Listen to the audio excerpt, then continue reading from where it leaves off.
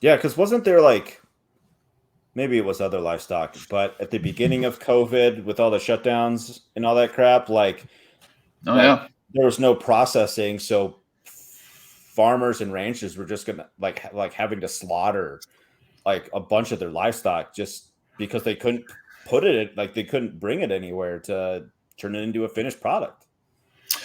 Well, it was that the processing companies were not buying them, and Hmm. so especially with commodity hogs, you have a confinement house is only built as big as it needs to be. There's no extra space in there. Every When the square foot matters, sure. Yeah, and so when you have say 5,000 280-pound pigs in a confinement house, you're not fitting 5,350-pound pigs in that house. There's actually not enough space for all of them to fit.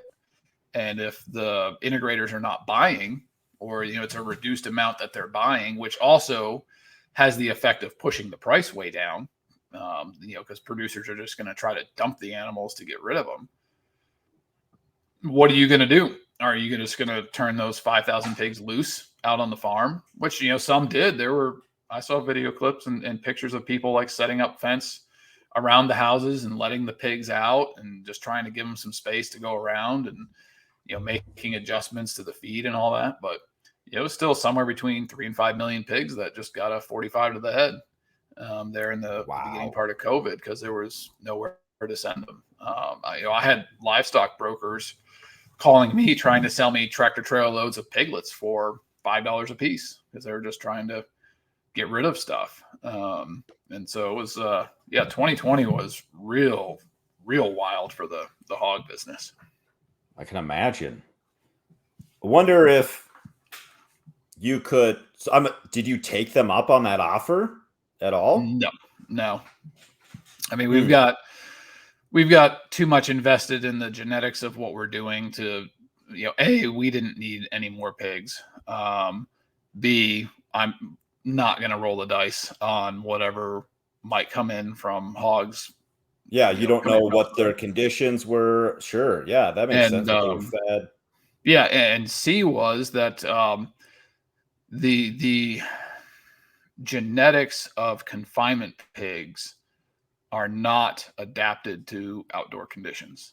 And I saw reports from people all over the country who got these confinement pigs and tried to put them out in the pasture that within 2 days the piglets have dippity because they're getting sunburned because they don't know to roll around in the mud and keep themselves from Mm. getting burned.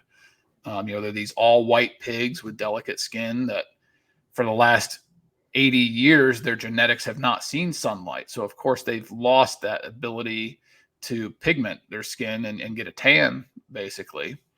So, you've got that element. And then also, the genetics have adapted to living in climate control, to having precise feed controls over what they're eating. So, you're bringing these little pigs in. You're putting them outside. They're putting their faces in dirt and eating grubs and roots and things that they have never eaten before, and of course they're going to get a tummy ache. It's going to make them sick, and they're going to get diarrhea because they don't have the Oof. gut biome to handle that. And so it's such a foreign environment to them that the mortality is through the roof. Wow. That's a lot of factors, I guess. You don't consider unless you've had to deal with something similar or, you know, through connections and whatnot Yeah, that and um that's the problem that the confinement livestock industry has gotten themselves into with the current production model that they've employed is they have basically adapted hog and poultry genetics to the point where the those strains those genetic strains are no longer compatible with anything close to the wild.